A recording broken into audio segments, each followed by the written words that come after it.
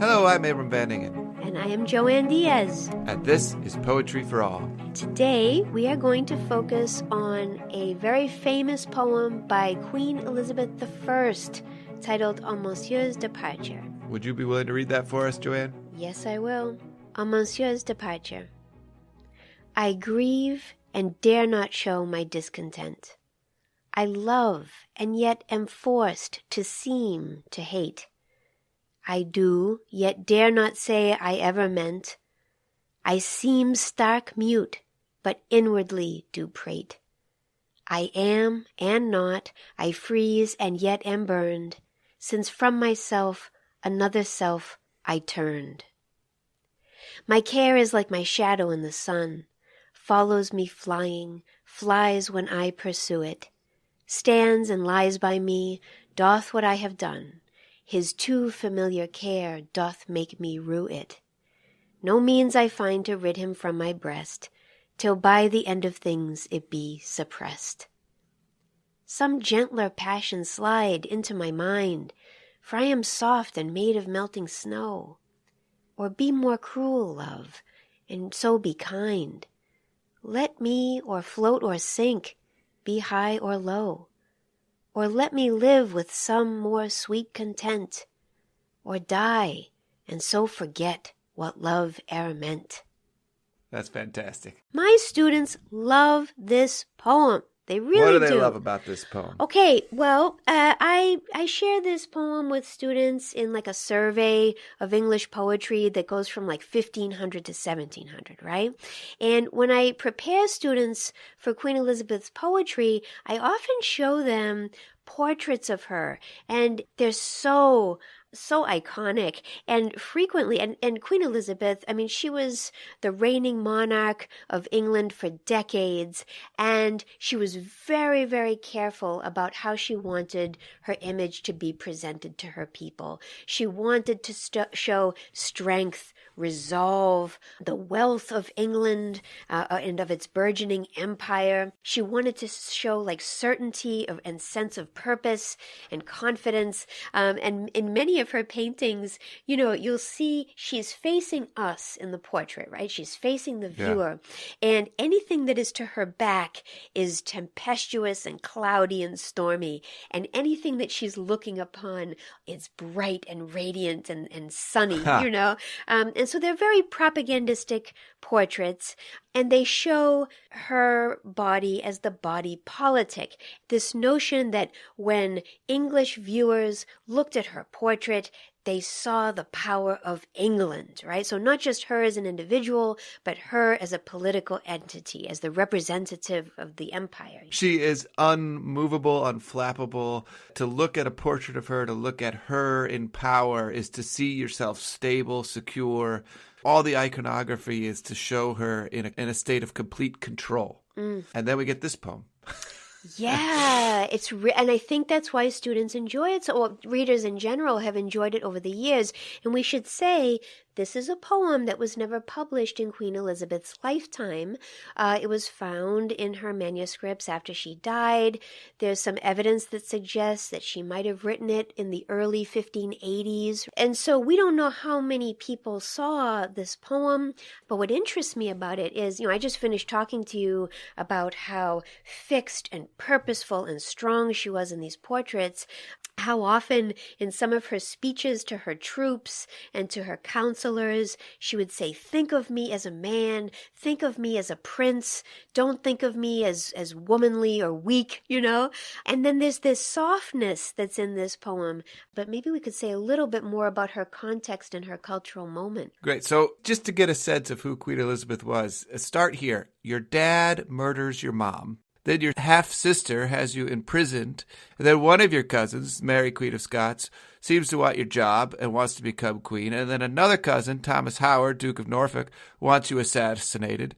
And then one of your best and most loyal advisors, Robert Devereux, Earl of Essex, stages a rebellion against you. That's what the... You know, just in a nutshell, that's a little bit of what you're dealing with. So Queen Elizabeth was, of course, the daughter of Henry VIII and Anne Boleyn. And this was the period when England is becoming Protestant, but kind of try to decide for itself what it's going to be. And so that's a little bit about who Queen Elizabeth was. So who is she writing to in this poem? Numerous bits of circumstantial evidence suggest that she's writing this poem probably after the departure of the Duke of Anjou, and the Duke of Anjou was one of many suitors that tried to court Queen Elizabeth. She never married. She never had children. There's some evidence that suggests that perhaps this was her plan all along. She understood her vulnerability as a woman monarch. She understood the dangers of foreign alliances. She was very savvy in her diplomacy, and that's really great for the history books.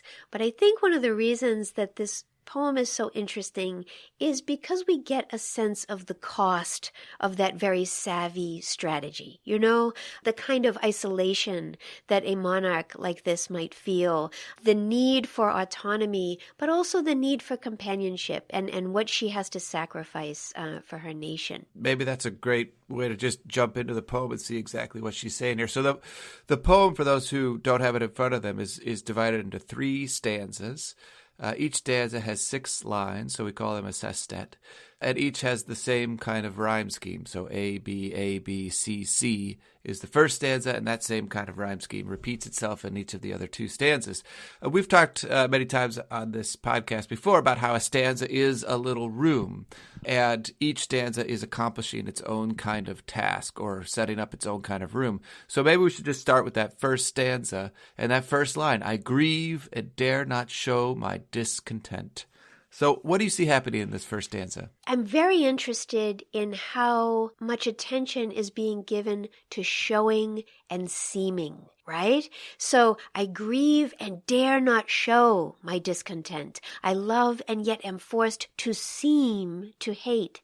I do, yet dare not say I ever meant. I seem stark mute, but inwardly do prate. I am and not, I freeze and yet am burned, since from myself another self I turned. I'm so intrigued by appearances versus reality. I'm very interested in selfhood and what's behind the facade that she's created for herself.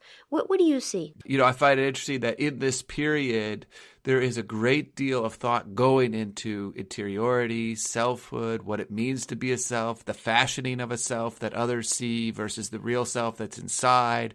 And a lot of this is coming out of different religious contexts, poetic contexts, and so forth. This is the period in which English language begins for the first time to have the word sympathy. And if you just think about what sympathy means, it means to both know what another person is feeling and to be able to feel that yourself inside. So they called it a fellow-like feeling, but they didn't have a word for it until the late 1500s. So there's a great deal going on here with the development of what a self really is. And this great opening stanza with the seeming happening twice. Yes, we all have those multiple selves, but a monarch has to have the multiple selves. The monarch has to have at least a dual body, a dual spirit, right? So the body politic is the stand-in for the nation. But then there's the body natural, the one that we sort of all manage and live with in the world. And I love the way she is playing both sides of that in this first stanza. I also love the way this stanza reveals the limitations of power. That is, she's the most powerful person in the kingdom, and yet she's not able to show the way she really feels. Yes. Precisely because of her power, because of her position, she has to hide, and even she has to act in a certain way. So this is, the reason why this marriage never happened is because the person who was wooing her was a French Catholic, and the people were not going to have it. There's this sense in which if she goes through with this marriage, there could be a rebellion. You even, in that second stanza, you get this word suppressed. And she talks about, what she's talking about there is suppressing feelings that are in her breast. But that's a word that has a pretty strong political overtone to it, right? Like she might have to suppress a rebellion if she goes through with this marriage, right? Yeah. And so she's playing on both sides of that right there. The other thing to mention is that in stanza 1, she sets up a Petrarchan contrast when she says, I freeze and yet am burned.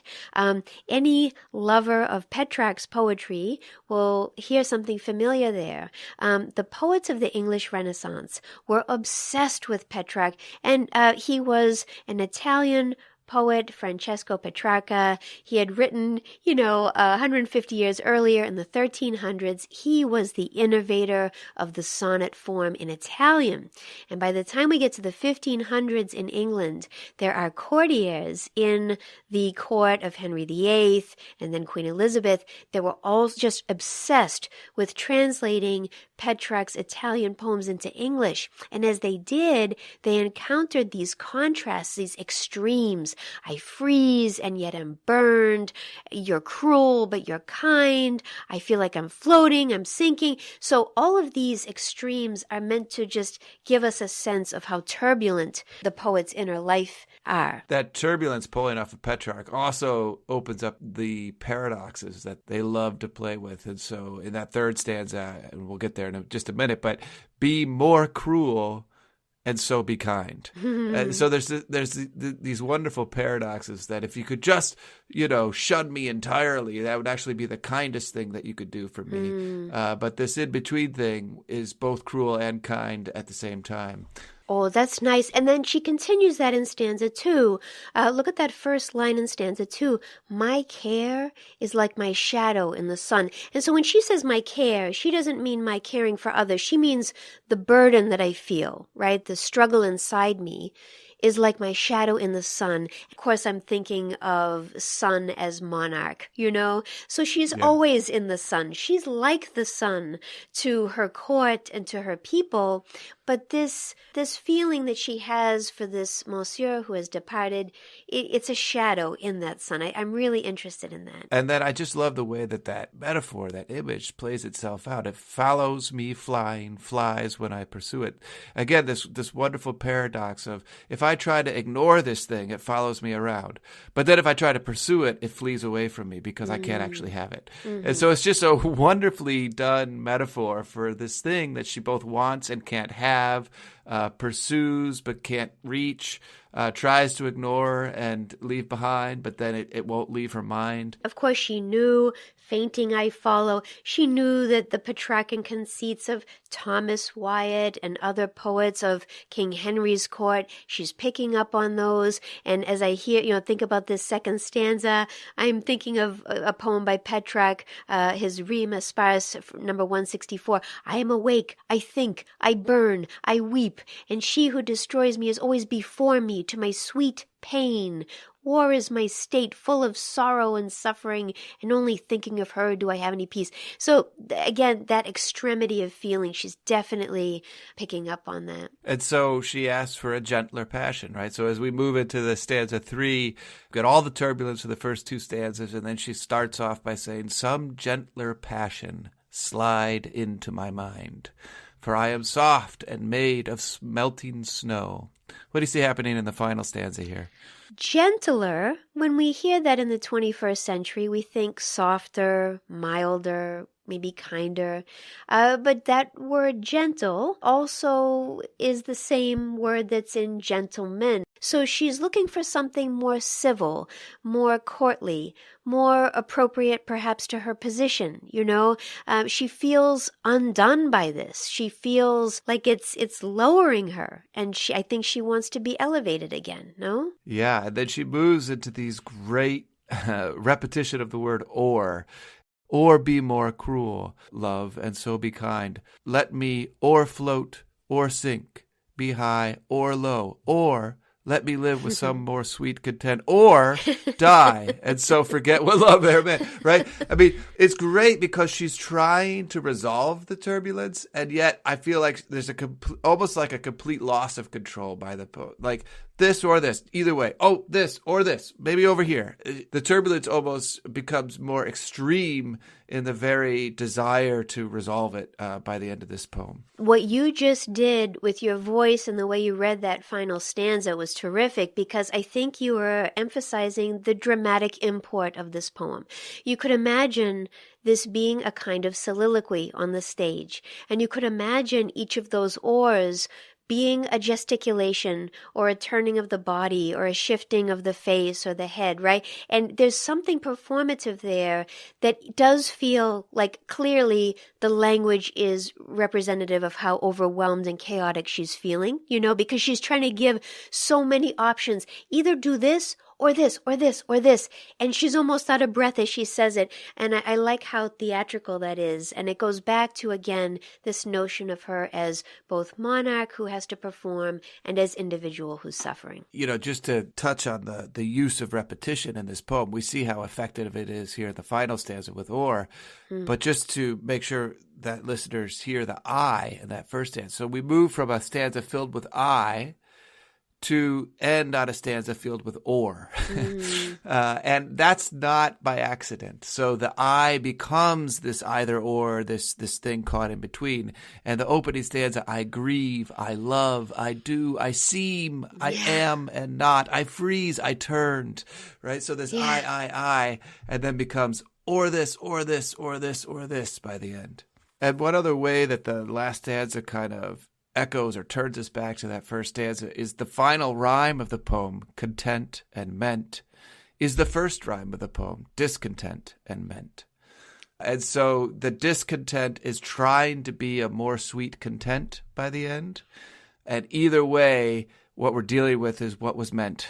And so the poem kind of loops back on itself in that way.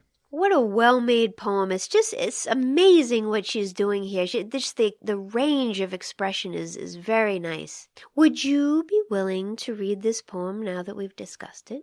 Absolutely. On Monsieur's departure. I grieve and dare not show my discontent. I love, and yet am forced to seem to hate. I do, yet dare not say I ever meant. I seem stark mute, but inwardly do prate.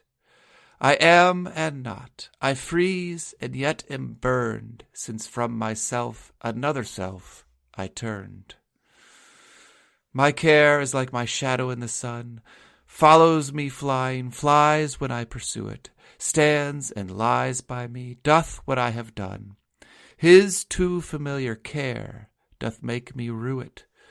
No means I find to rid him from my breast, till by the end of things it be suppressed. Some gentler passion slide into my mind, for I am soft and made of melting snow. Or be more cruel, love, and so be kind.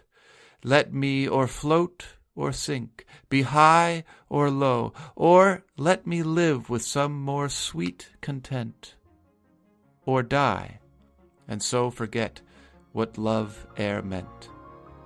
Wow, that was a good reading. I love that. It's so dramatic. Oh, gosh. Thank you. To learn more about Queen Elizabeth and her cultural moment, please visit our website at poetryforall.fireside.fm. And you can follow us on Facebook, Twitter, or Instagram. Thank you for listening.